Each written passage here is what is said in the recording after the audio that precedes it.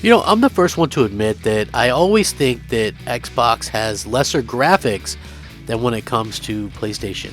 Now, the reason for that is plentiful, and I'll get into that a little bit into this video, but I also wanted to just kind of mention that one of the reasons is obvious that PlayStation isn't designing something that's supposed to run on 15 different variations or 100 different variations, whereas Xbox games are meant to run on a huge selection of PCs, 3, 4, 5 different consoles. It's got to be able to stream on a phone. There's just a lot of things that it has to be able to do, and even last gen games on PlayStation were looking better than current gen games on Xbox, especially when it comes to first party. Now, there was really lackluster first party support, so I thought it was very cool to do a comparison video with Gran Turismo Sport running on my PlayStation 5 versus Forza Horizon 5 running on my Xbox Series X, and kind of see if Microsoft has finally been able to get over that hump, so to speak. And I think this is going to be a video that everybody's going to want to check out. Hey there everyone, I'm the Crapgamer, and this of course is Crapgamer Reviews, your home for gaming news, opinions, reviews, and much more. You'll probably notice at least some cool changes around here, but that shouldn't stop you from giving us a like, and possibly consider subscribing if you haven't already done so. Thank you so much for choosing to spend some of your free time with me and my silly YouTube channel. Now, the whole point of these comparison videos is just to let people see with their own eyes from a different perspective. Now, not everybody can afford or everybody has both the new platforms or anything like that. Is there any kind of update for Gran Turismo Sport on that running on the PlayStation 5? I'm not sure that that's the case, but I do think that it is very pertinent to kind of maybe show these type of games. Yes, they're different types of games. I totally understand that, and people are going to hate that. One of them's a closed track racer, and one of them is more of an open world racer, but I still thought it was very cool to kind of show off these games because, like I said, even if you look at something like The Last of Us 2 running on maybe even a PS4 Pro, that looks absolutely phenomenal, even compared to something running on an Xbox Series X that supposedly came out this generation. So I guess it just comes down to like graphical prowess and graphical capabilities and things like that. For me personally, like, I'm playing Gran Turismo Sport, and I think, hey, you know what? It does look good. It looks really good. And you probably noticed that I drive the cars like crap. It's because I'm used to more of the Forza sort of controls right now. But the game does look good. I feel like Gran Turismo Sport holds up very well. It looks great. It plays great. The main problem is, I think, like, some of the foliage and things like that don't exactly look up to current gen standards. But, that could be anything, right? Like, not every game has to do that. I really do think that that's something that people will probably come to terms with. On the other hand, Forza Horizon 5 looks great, but then there's some areas also that don't look great. Also, there's a lot of pop-in, which it's an open world game, so maybe you expect a little bit of that. But on the other hand, there's no pop-in on the Gran Turismo side.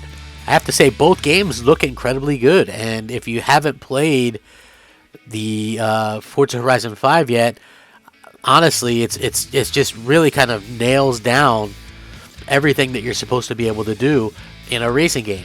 Forza Horizon is really just one of those games that they put everything into it. They have this great feel, Playground Games does, for what they're doing. They know what they're doing, and they have that Forza feel to it. It's like, it's hard to explain, but the game just handles so well. I don't think it's a simulation type of feel, but it's still a great feeling game. You can turn, and it's very accurate to turn and things like that. Whereas with Gran Turismo Sport, it's more of a simulation, and that can be difficult for newcomers, and sometimes the turning is difficult and stuff like that. But I do feel like, honestly, the game, you pick it up pretty quickly. This is the first time I played Gran Turismo Sport in a long time, and I was just kind of playing around with it for a little while to kind of get a feel for it, and it felt really nice. It felt like it was a game that handles well. It took me a little bit to get it down. I think by probably the third or fourth race, I started to understand it a little bit better with how to control it and how to handle the cars and stuff like that. And I thought it was really cool. Like, the game looks great. I think it has a lot going for it. I think the car models and stuff like that can be a little bit more accurate and look a little bit better. But I also feel like overall, it looks good, especially for a last-gen game. I mean, this game came out in 2017. We're getting the next one, Gran Turismo 7, in 2022. So that is a good 5-year wait between games. Same thing with Forza Motorsport. It looks like we might get the sequel to that next year, and we'll have to see where that kind of lands out. But I thought it was very interesting to showcase these. I do think that, you know, even though they're different types of games, it's just fun to kind of look at these types of things and go, hey, you know what, this does look pretty cool, and I'm happy that, you know, both games have kind of their ups and downs. You know, like I said, some of the foliage and stuff like that on Forza looks absolutely stupendous, and then of course the car models look really good on both. But I also feel like sometimes, obviously, on Forza Horizon, sometimes the car models can look a little bit less than what they accurately would portray, whereas GT, they look a little bit more authentic. I guess that's the word I could use to say it. But at the end of the day, it's really just they're two different types of games, two different styles, but both good. Like, I know people aren't going to believe that because they're going to go, well, look, Forza Horizon 5 has a 92 Metacritic and, you know, GT Sport doesn't. And I get that because GT Sport ended up being a games as a service, and those games tend to launch bare bones or without big key features, and that can hurt the scores overall, and that's what happened. And then they ended up fixing stuff and making sure that the game was better as time went along, including being able to play it offline and like a single player type thing, which I think really did well for it. Like I said, I just jumped in. You can just play it and enjoy it and earn cars and all that kind of stuff. So it's a really good game. I think, you know, obviously it's been quite a success for them. I don't know how many copies it sold, something like 10 million or something like that. But obviously, Gran Turismo is a game that really kind of is just out there, and fans just kind of flock to it, and I think that that's awesome. I think that it's really fun the way that they've kind of come together, and that they've kind of adjusted these things and made them, you know, a little bit more accessible. And I also think it's very interesting the way that you know, they kind of did something different.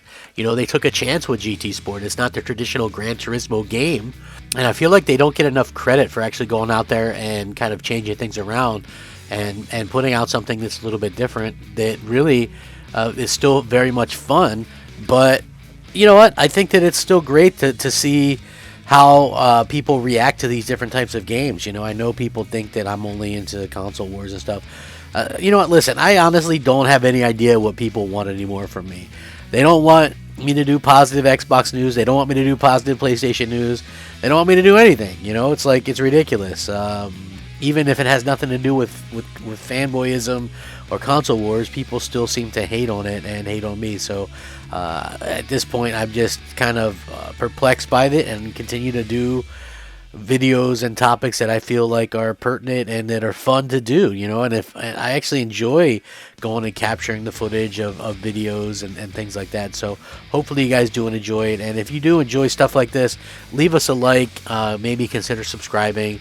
I really do appreciate that as well. You know, I hope you guys all have a fantastic day. Thank you very much for watching one of my videos. Rack 'em up, fact 'em up, crap gamer 'em up, crap gamer out.